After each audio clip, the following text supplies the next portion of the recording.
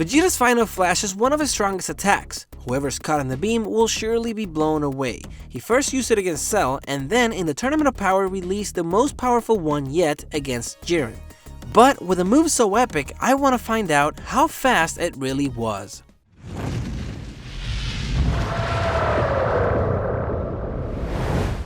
Hey, how's it going? My name is Raph and welcome to Dragon Ball Code. After Vegeta figured out how to dodge Jiren, he managed to land a few blows on him.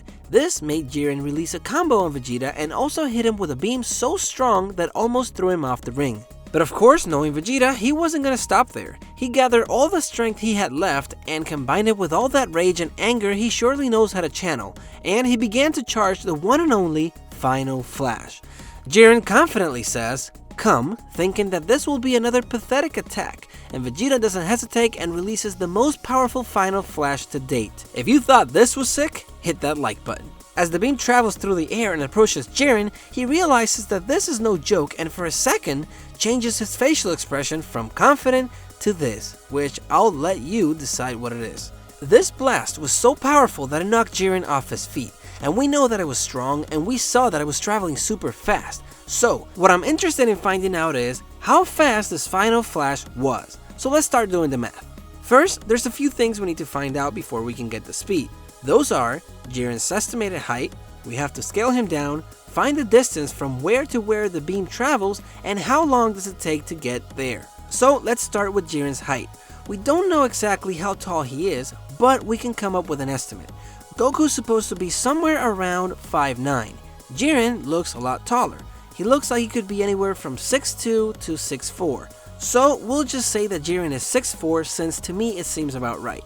6'4" in inches is 76 inches. Now we have to scale him down. In the shot that we're looking at, he's about 9¼ inches on my screen.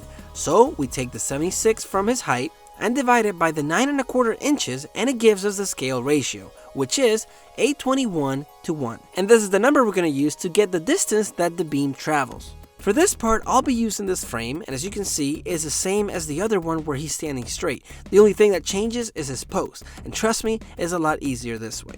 Now we will find out what is the distance from here, point A, to here, point B.